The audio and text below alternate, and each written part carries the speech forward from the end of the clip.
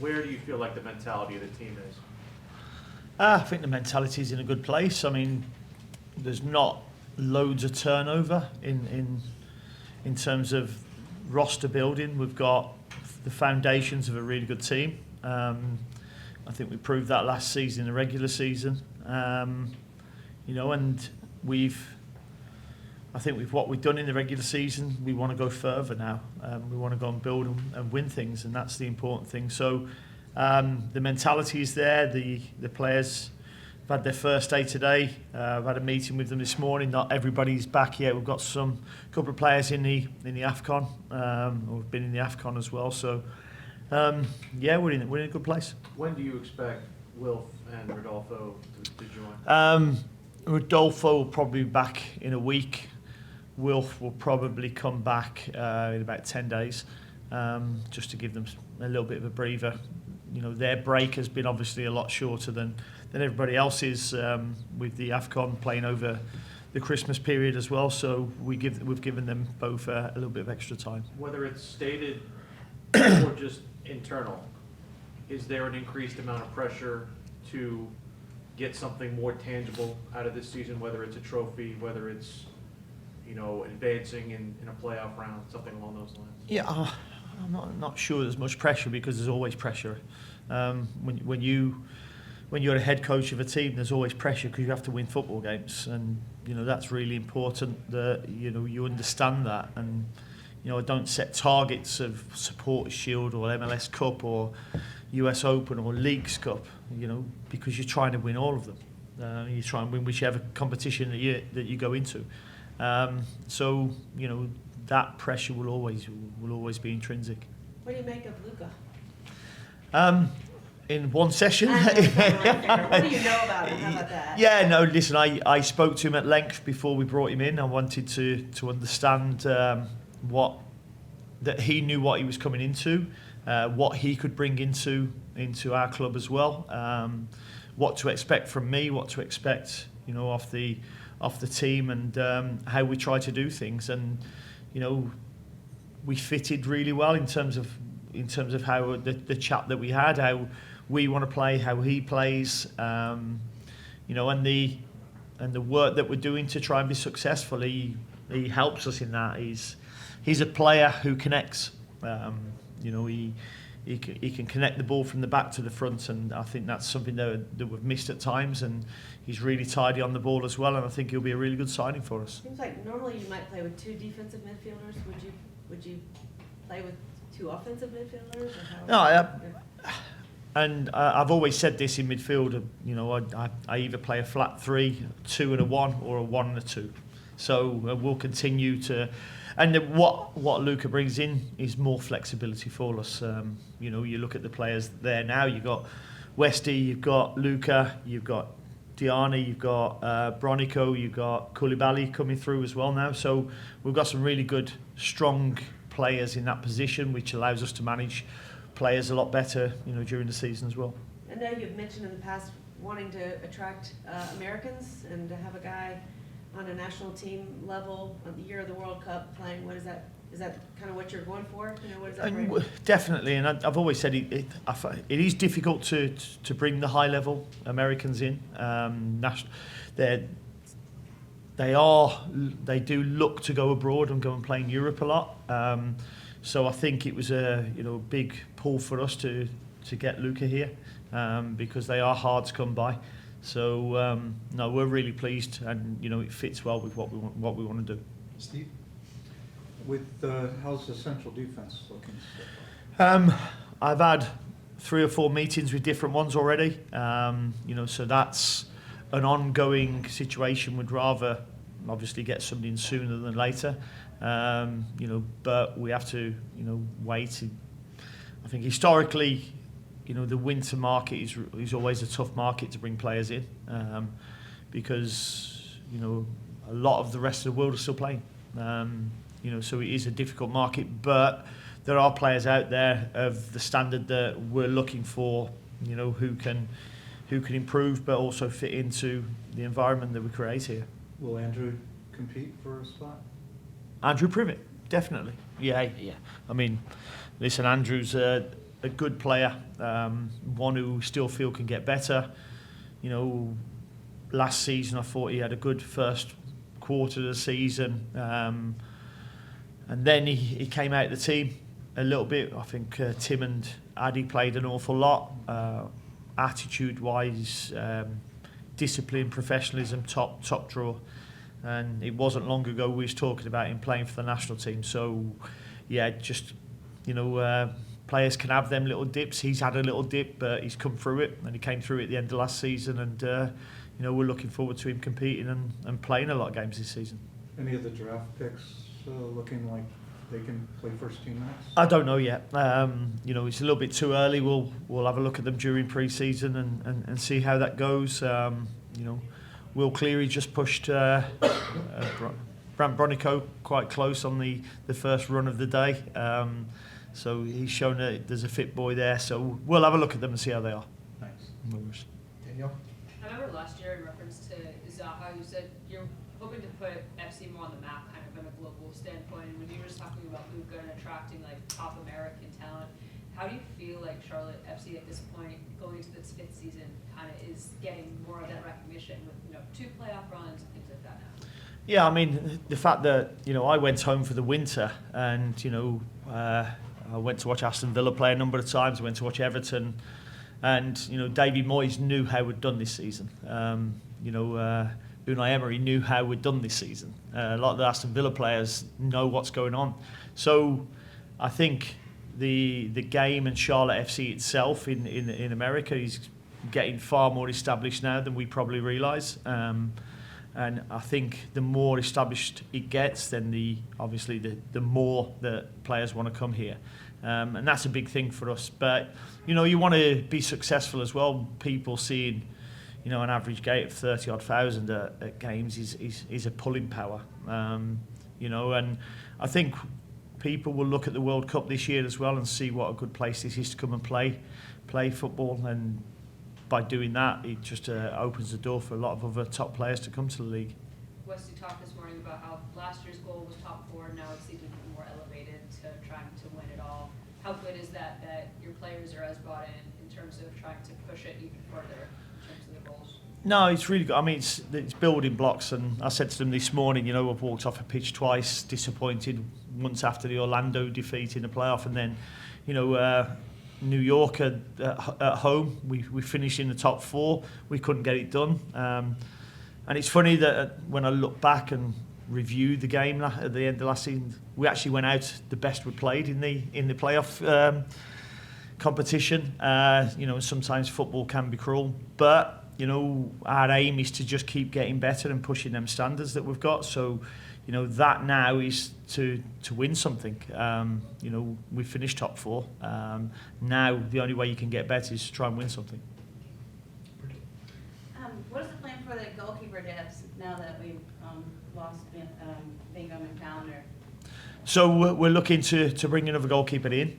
You know, we're also looking at maybe promoting a goalkeeper from the legacy team into the first team. Also, probably look to get Big C out to play games, because for 4 or 5 years he's just been training regularly, and he needs to go and play games. You know, once he does that, then he'll become, you know, part of our big plans for the first team. But, you know, you can't go and just throw a goalkeeper in and without him playing, you know, matches. So that's what we're doing. You know, we will have 3 goalkeepers at the club at the start of the season, and you know, that's a big thing. And how's Pep doing? How's his rehabilitation? Yeah, good. I mean, you know, we'll probably treat him with kid gloves to start with. He done the first day today, no problem at all. He's pain-free, but when we do some of the double sessions in the first week, we'll probably, you know, wrap him up in a little bit of cotton wool to start with. You know, and then the second week we'll see how he's tolerated the first week's training. But he's a big player for us, an important player, so we have to make sure he's ready for the first game. Thank you. Jason? And Dean, you've already referenced how short the winter break is, or off season, and obviously there's going to be other transactions that happen on the roster throughout the year. But I'm just curious, your assessment of how you feel you coming into this year. Were you able to address some of the needs you all felt that you had to make after last year? Yeah, I mean, that's a continuation. I think recruitment always is. You know, we've lost one of our best players in Adi Malanda. You know, the reports I got back from his first game for Middlesbrough were, you know, he was outstanding. You know, and I fully expect if they don't get promoted this year that there'll be Premier League teams looking at him. Such as, you know, he's standing within our group, but within the game as well. So we've got to look to replace him, which is what we're looking to do. We still haven't brought anybody in there. We brought in the midfielder what we needed. We still need depth in the fullback area. You know, and then obviously we've got Wilf that runs out, I think, in June. You know, we've got to get Leal into a better place than obviously he was last season. So, you know, he's late back in. His wife had a baby, so, you know, he's got a baby now to look after and, you know, show a family what he can go and do on the football pitch. If we get the Leal we had when he first came here, then, you know, that'll be, you know, benefit to us. Based on the way last season went, you know, 9-game winning streak and then a tough, you know, May and June, like, what are some of the things that you can take away from that and bring it onto the squad for this year? No, I think to continue what we was doing, really. I think we had the 9-match winning run, and then I think we got beat, didn't we, New York, and then did we win the next 3? Or I think so. But then obviously the playoffs is, you know, the be all and end all, you know, in America. You know, I've just been to watch the Panthers on Sunday, and what an atmosphere, and how unlucky and cruel sport can be sometimes. So, you know, we've got to make sure we're best prepared next year for when we get to the playoffs again. And for, like, the younger players who are coming up, like, who do you see as somebody who can, you know, flourish and take the next step? And, like, do you have an update on Brandon as well? Yeah, well, one of the things that I said to the players this morning, we'll have a few of the legacy players that will train with us. We'll have the draft picks training with us, and it's their opportunity now, while they're with us, to try and stay with us. And if they train really well and they look part of it, then there's no reason why they can't stay with us and become part of the squad, a bit like Bailly did at the end of last season. You know, ended up getting his debut against DC, I think it was. You know, so players like that have got the opportunity, but it's there to take now. I mean, one of the things that has changed, obviously, Christian Fuchs left in the winter to go and take up a role with Newport County, and, you know, we're going to replace him, but we're also going to bring another coach in as well to, you know, because I want the players to take ownership of their careers this season and use us as facilitators to make them better. You know, and, you know, another coach is going to be tasked with, you know, individual development programs for all the players, so, you know, we can make them as good as we can get them. Willie? I wanted to ask about the open assistant spot. Is it your prerogative to get somebody more stateside based, somebody from your footprint in Europe? What I guess is the goal from, like, where you're drawing from on that? Yeah, no, we've had many applicants, and, you know, I'll sit down and decide where we go with that. At the moment, Gary's stepped up from Legacy to help us, you know, and, you know, I'm not amiss to having Gary as part of it as well. He's a very, very good coach, but we'll sit down and organise that first. In terms of where you feel with the roster, I know you mentioned backup goalkeeper, central defender. Is there anywhere else you're kind of looking to zone and be like, hey, we need more depth at this position or that? Well, we need fullback at depth in fullback for sure. So that's an area that we're after. You know, I feel with Toklamati, Goodwin, and Tiger Smalls, I think that's a good 3 centre forwards to have. Pep Biel coming back's good. You know, we'll probably look and see how Rodolfo does, and Emmanuel, to see how they do pre-season, to see if we have to, you know, cast the net further or whether we've got them in the building already. And, that's something that excites me, that we could have them in the building already. I was gonna say, it's great to have that developmental.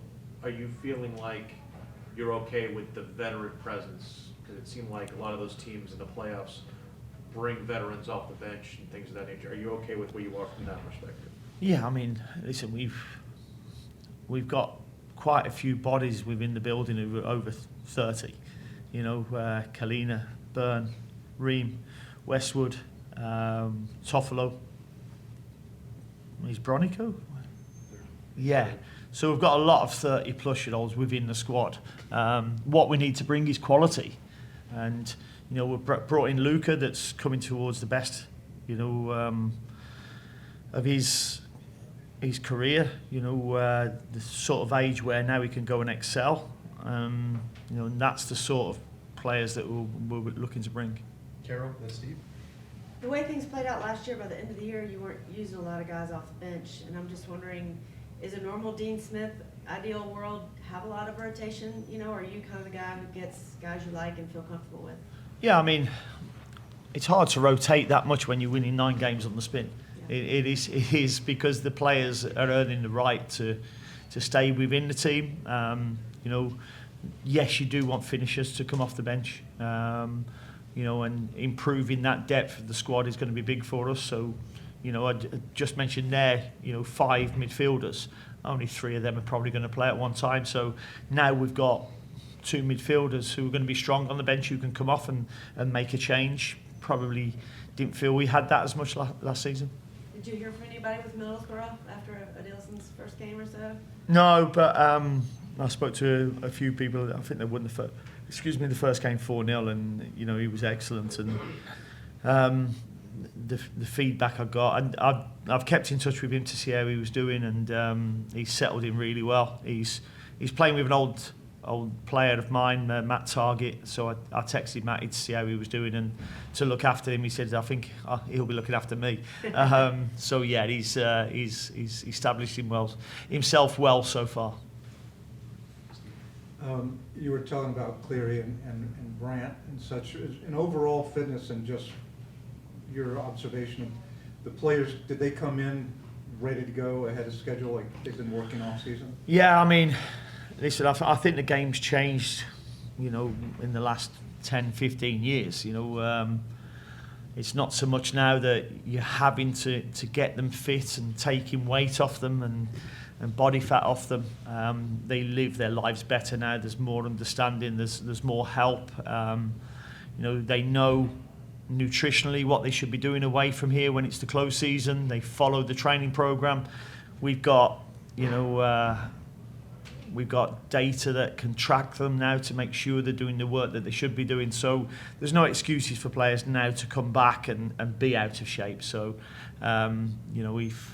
they would feel the full force of my voice if they did come back and not in the shape we expect them. So they're wearing the monitors at home now? Yeah, they take them home and we can track, and they've all done their work. There was no red lights on the body fat or weights they came back at, which so no weight loss club this season. Can they put one on a dog and just have the dog? I tried that when I was playing, but no. Go ahead. All right. How do you feel about Mfasha and his potential involvement with the first team this season?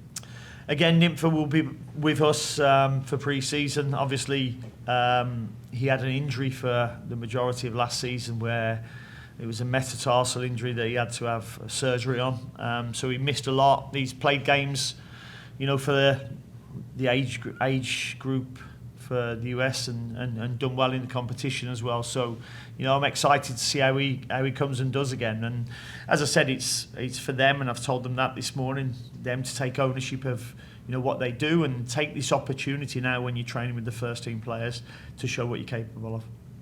We'll wrap up, Warren. With it being a World Cup year and there's going to be a break halfway through, do you have an idea how to manage this, like 2 pre-seasons or? No, we'll probably do a couple of weeks off and then get them back in and do a bit of a pre-season.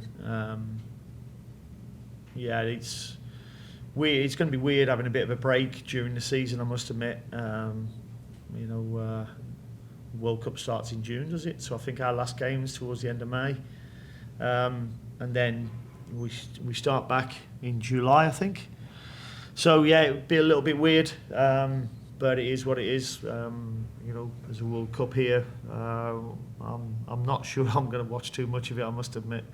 There seems to be too many countries in It's it like this the year. Leagues Cup 2 years ago with the big break. There's so many countries in the World Cup this year. And to be fair, the next 2 years, next 2 calendar years are very unconventional for you. Very, very unconventional. It's going to be very different, and you know, but we'll cope. You know, I get a couple of weeks off in June, so I'll manage to cope with that.